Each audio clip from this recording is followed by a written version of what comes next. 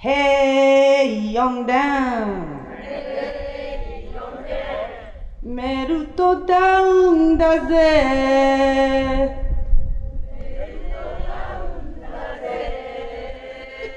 へへい4段メルトダウンだぜ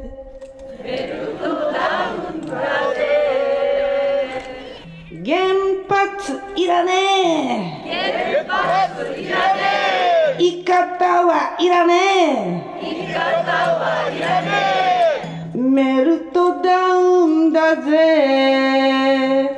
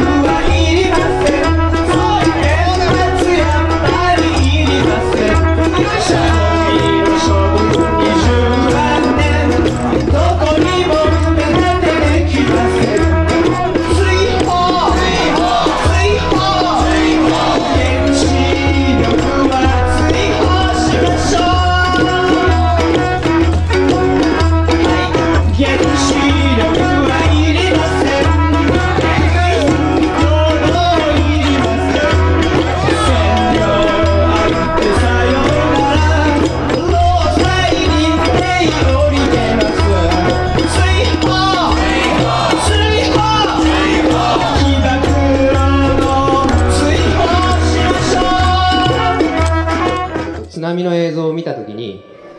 福島第一原発を背景にして、津波が崖にぶち当たるテレビの映像を見たときに、これでもう原発は福島第一終わったなと、思いました。時々なんで高知にいるんだろうとか、これが長い夢だったらいいのになと思うこともあります。普通の私たち市民が普通に家族と暮らして普通に仕事をしていく、それ自身が根本からこの万が一という災害の中で奪われてしまいました。それをこの四国で起こしてはいけない、起こる前に止めてしまおうという裁判が今回の裁判でございます。子どもたちは外で遊びたい年頃なのに、外遊びを制限し、風向きを気にして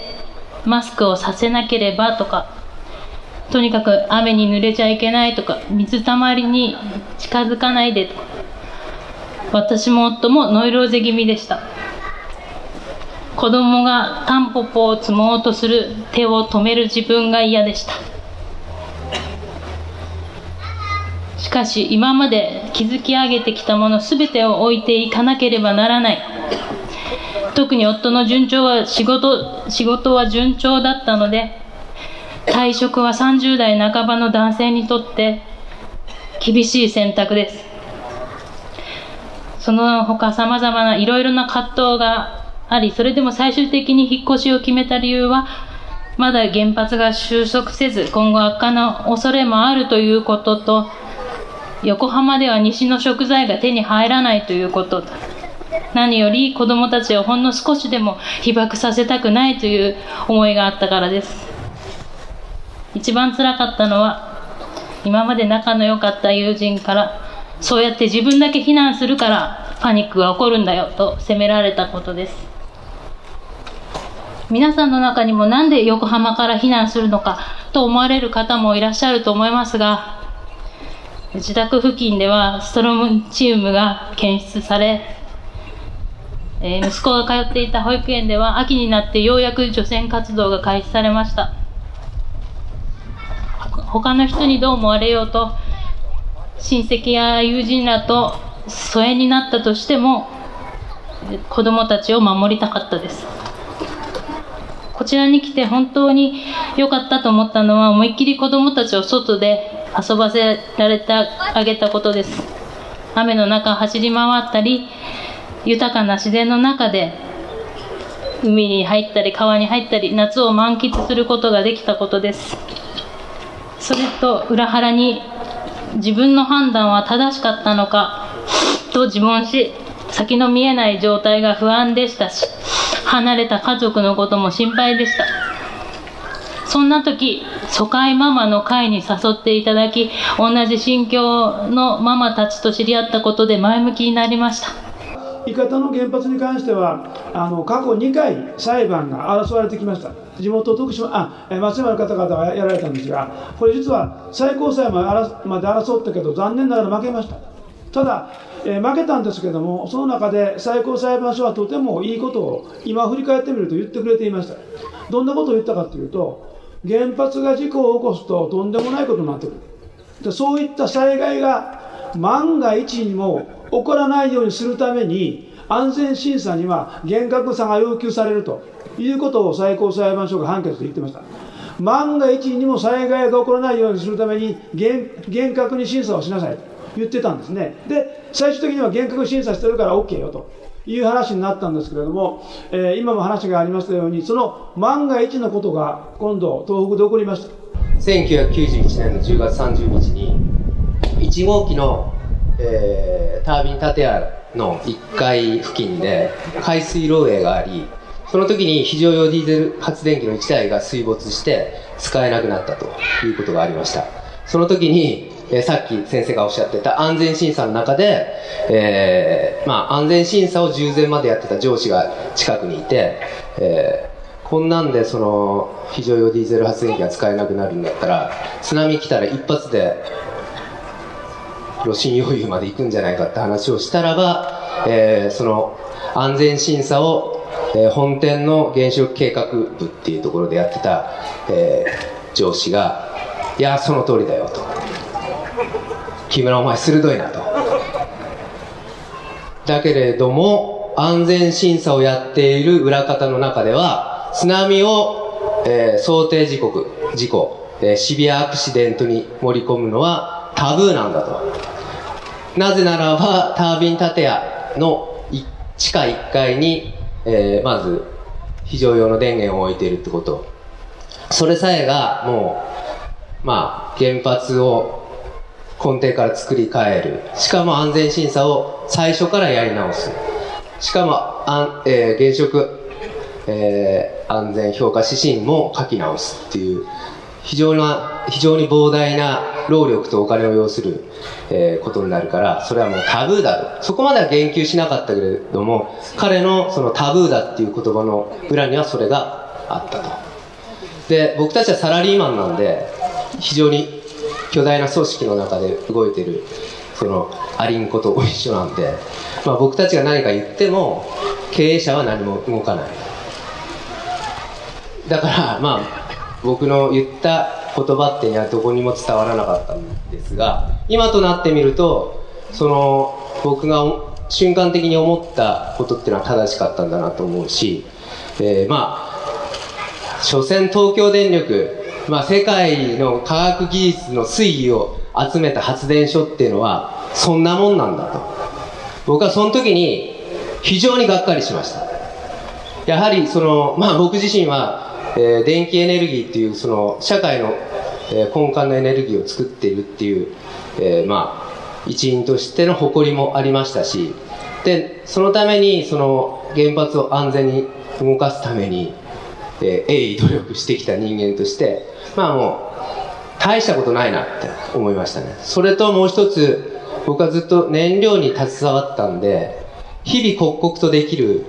高レベル放射性廃棄物の処分方法が会社入って17年経っても今も全く決まってない。この愚行のその片棒を担ぐのに嫌気がさしてやめました。伊方原発はここからまっすぐ真西に、高知から行くと120キロの距離になります。で高知県で一番近い、ところで言いますと、四万十川の上流部は50キロぐらいで直線距離で伊方まで行ってしまいます。先ほどお話がありました東京都内とか横浜は福島第一原発との距離は直線距離で250キロです。250キロ離れたところでも放射線が検出されているということになると、高知は120キロですから半分以下。四万十川の上流になるともう50キロですからすぐに来てしまう。特に冬なんかは北西の季節風が吹いてきますので、あっという間にやられてしまうということになってしまいます。これは何としても、そういった事故が起こる前に私たちは止めてしまわなきゃいけない。まして、最近、昨年末政府の地震に関する、審議会が中間の報告を出しましたけれども、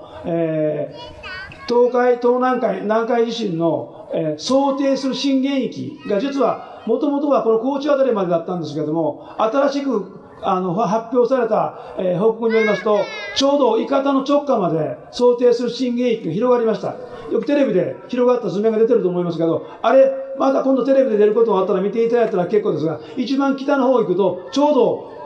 佐田岬半島の伊方の直下まで行くことになっています。そういったことになってくると、まさに、間違いなく起こ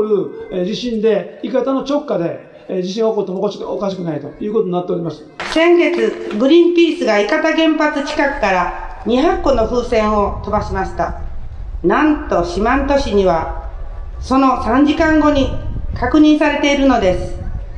風向き次第では九州や本州でも他人事ではありません。あ、飛んだ。とにかく津波と宣伝されていますが、伊方原発は中央構造線上にあり、地面が動けば津波を待つまでもありません。先日も新しい燃料棒が3号機に搬入されました。あくまでも再稼働ありきです。しかし私たちは再稼働を許さず廃炉を求めます。何としてもこの裁判は勝っていきたいし、四国全体の力で勝っていきたいと思っています。今支援する団体の人たちは四国のすべての市町村から原告を募ってやりたいということで、今300名でやってますけども、これを何倍もの数に増やそうということで準備をしております。私の実家は千葉県我孫子市という場所で、茨城県との県境にあります。